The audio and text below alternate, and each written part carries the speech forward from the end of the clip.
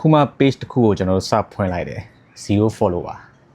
အဲ့တော့လူတွေကမတုံးချင်ကြဘူးဟာ page ကြီးကပြန်ပြီးတော့အစအနေပြန်လောက်ရမယ်ဒီလိုအတွေးပေါ့နော်စီးပွားရေးလောက်တာပဲဖြစ်ဖြစ်ဒီ monetization နဲ့ပတ်သက်ဖြစ်ဖြစ်ပေါ့နော်အဲ့တော့ကိုယ့်ဒီလက်ရှိ account ကနေတချို့ဆို profile page တွေပြောင်းထားတယ်လीနော်အဲ့ရနေတော့မှဆရာပြောလို့မျိုး page တစ်ခုဖွင့်ရမယ်ဆိုတော့ဘယ်လိုမျိုးကျွန်တော်အနေနဲ့လောက်ရမလဲစူးစမ်းလို့ရမလဲပေါ့နည်းနည်းတော့ပြင်းတယ်ပေါ့နော်အစအနေလောက်ရမှာဆိုအဲ့တော့ကျွန်တော်မပြင်းရလေအောင်ကျွန်တော်ဒီ video နဲ့ကျွန်တော်လုပ်ပြပေးပါမယ်နော် page နှစ်ခုကိုကျွန်တော်တွဲပြီးတင်တာပေါ့ post တွေကိုအဲ့လိုမျိုးကိုယ့်ရဲ့ဒီနောက်အတစ်ဖွင့်တဲ့ page ကိုလည်း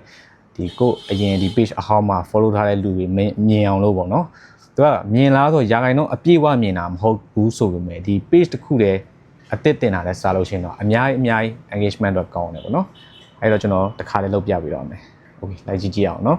ဒီ page ကတော့ကျွန်တော်လက်ရှိတင်နေတဲ့အခုဒီ page ပဲပေါ့နော်အဲ့ page ကနေတော့မှကျွန်တော်တခြား page တစ်ခုကိုကျွန်တော် collaborate လုပ်မယ်အဲ့ page က risk လည်းထိထားတယ် reach တွေလည်းကြားနေတယ် engagement လည်းအကုန်ကြားတယ်ပေါ့နော်ကျွန်တော်ရဲ့နောက်တစ် page ပေါ့ဒီ group ကလူတွေဆိုတော့သိပါတယ် okay အဲ့တော့ကျွန်တော်ပုံမှန်တိုင်း post တစ်ခုတင်လိုက်မယ်နော်ဒီမှာ sorry ကျွန်တော်ဒီဖုန်းက location ကြော်ထားတဲ့ဖုန်းဆိုတော့လေကျွန်တော် run တော်တော်နှိမ့်တဲ့ဖုန်းဒါလေးနဲ့ကျွန်တော်တုံးတယ်ဒီ video ရိုက်တာတစ်လုံးပေါ့နော်ဒါကျွန်တော်ပုံမှန်တုံးတဲ့ဟာခါကြလို့ရှိရင်ကျွန်တော်ဒီမှာတအား run နှိမ့်တော့လေလောက်ကင်ရတာဟို comment တွေရေးတော့မှစာတွေကရမ်းထစ်နေအဲ့လိုဖြစ်နေထားလိုက်တော့ okay ဒီမှာဒီအပေါင်းလေးကိုကျွန်တော်နှိမ့်လိုက်မယ်နှိမ့်ပြီးတော့ဒီမှာ read book ကျွန်တော်တင်ပြပေးမယ်နော်ထားလိုက်အောင်ဒီမှာ read book ကိုကျွန်တော်တင်လိုက်မယ်ဒီတစ်ပုတ်ကိုကျွန်တော်အစမ်းတင်ပြရမယ်နော်ပြီးလို့ရှိရင်ကျွန်တော်ပုံမှန်အတိုင်းပေါ့နော်ဒီမှာ next ကိုနှိပ်လိုက်တယ်နော်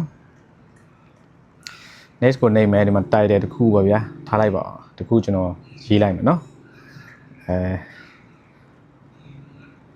မြန်မာကပါပေါ့နော်မြန်မာကပါရှောက်စလာအောင်ဗျာမြန်မာကပါဗျမယုံလို့တက်တည်ပြပေးလိုက်ပါတယ်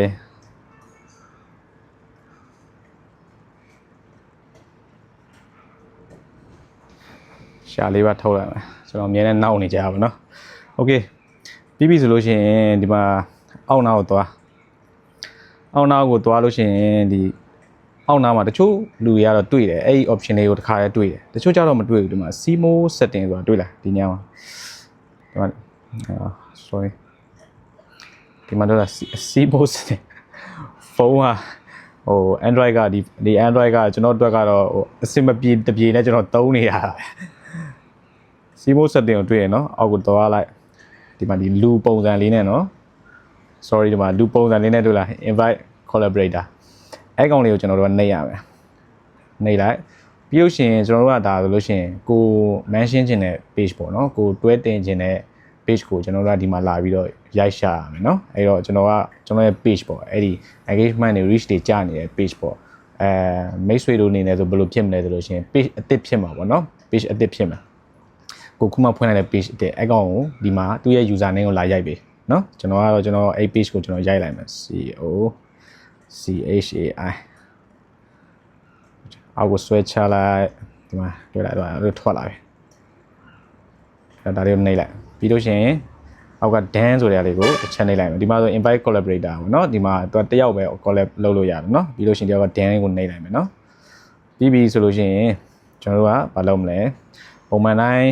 ဒီမှာကြည့်လိုက်ပေါ့နော်တခါလေ group တွေ share မလား location ဟိုဖြစ်မလားဒါတွေကတော့မလုပ်လည်းရပါတယ်နော် monetization အတွက်ဆိုဒီ group share တာတွေကတခါတည်းမလုပ်နဲ့ပေါ့နော်ပြီးတော့လို့ရှိရင်ကျွန်တော်တို့ကဒါကို share now လို့ကျွန်တော်နှိပ်လိုက်မယ်ခဏဆောင်ပြီနော်တခါတည်းလုတ်ပြတော့ပြီးသွားခြင်းတော့ဒါလောလောဆယ်မှာဟိုဘက်ကလည်းမလက်ခံသေးဘူးကျွန်တော်ရဲ့နောက် page ကလက်မခံသေးဘူးတကယ်လို့မိတ်ဆွေရဲ့ page ကလည်းဟို page အစ်စ်ကသူလက်မခံရသေးဘူးအဲ့တော့ကျွန်တော်တို့ကလက်ခံရအောင်မယ်သူ collab လုပ်လာတဲ့ဟာကို collaboration လုပ်လာတဲ့ဟာကိုကျွန်တော်တို့အနေနဲ့လက်ခံလားမလက်ခံလားကျွန်တော်တို့ကဆုံးဖြတ်လို့ရတယ်ကျွန်တော်တို့က admin တယောက်တည်းဆိုတော့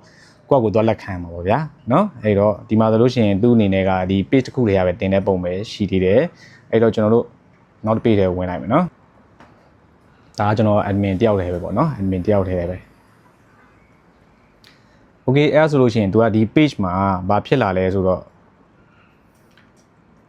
ဒီ note ဒီမှာ तू တက်လာတယ်ဟိုဘက် page ကနေရောမှာသူ့ကို invite land လုပ်ပါတယ်ပေါ့နော်ဒီ page ကို invite land လုပ်တယ်အဲ့ဒါကိုကျွန်တော်တို့က accept လုပ်မှာလား decline လုပ်လာမှာလားကျွန်တော်တို့ဆုံးဖြတ်လို့ရတယ်နော်အဲ့တော့ဒါလေးကိုတစ်ချက်နှိပ်လိုက်မယ် ဒါဆိုလို့ရှိရင်ဒီမှာတွေ့လား accept ဆိုတာတွေ့လိုက်မယ်အဲအကောင့်လေးကိုတစ်ချက်နှိပ်လိုက်မယ်တကယ်လို့တချို့လူတွေကကိုမသိတဲ့လူတွေကကိုလာပြီးတော့ invite လုပ်တယ်ဆိုလို့ရှိရင်ကိုလက်မခံချင်လို့ရှိရင် decline လုပ်လိုက်ပါတော့ကျွန်တော်ကတော့လက်ခံမယ်လေဘာလို့လဲဆိုကျွန်တော်တို့ကဒီ engagement တွေ reach တွေကြာနေတဲ့ page ကိုတွဲခေါ်မှာ哦เนาะအဲ့တော့ကျွန်တော်ကဒီ accept ဆိုတာလေးကိုကျွန်တော်တစ်ချက်နှိပ်လိုက်မယ်တန် okay အဲ့ဒါဆိုလို့ရှိရင်ကျွန်တော်ပြန်ပြမယ်ကြည့်ကြည့်เนาะဒီ page မှာဝင်ကြည့်လိုက်မယ်ဒီ page မှာတွေ့လားဒီမှာ2ယောက် page နှစ်ခုတွဲပြီးတော့ဖြစ်နေပြီဒီ page နှစ်ခုတွဲပြီးဖြစ်နေတဲ့ဟာကဒီ video ကဟိုဘက် page မှာလည်းအဲ့လိုပဲတွဲပြီးပေါ်တယ်ဒီဘက် page မှာလည်းအဲ့လိုပဲတွဲပြီးပေါ်တယ်အဲ့တော့ကျွန်တော်တို့က page အတစ်တစ်ခုကိုဖွင့်ဖို့ကကြောက်စရာကိစ္စမဟုတ်ဘူးအဲ့လိုလေးနဲ့ကျွန်တော်တွဲခေါ်လာလို့ရတယ်เนาะအဲ့တော့ကျွန်တော်တို့ကဒီ science.tm လေးကိုတစ်ချက်ဝင်လိုက်မယ်ဒီထဲမှာအဲ့လိုပေါ်လာကျွန်တော်ကြည့်မယ်ဒါဆိုရင်ကျွန်တော်ဒါ following မဲ့ရှိတယ်เนาะဒါ follow ထားရဟာပေါ့เนาะဒီ page တွေကိုဝင်လာရမှာပေါ့အဲ့တော့ကျွန်တော်ကြည့်မယ်ဟော okay ဒီမှာဆိုလို့ရှိရင်လည်းပေါ်နေပြီဟုတ်တယ်เนาะကဲတော့ကိုက page တစ်ခုဖွင့်ရမှာကိုစိုးရင်စရာမလိုပါဘူးနီလန်းလေးတည်ရင်အဆင်ပြေပါတယ် okay ဒီလောက်ပါလေ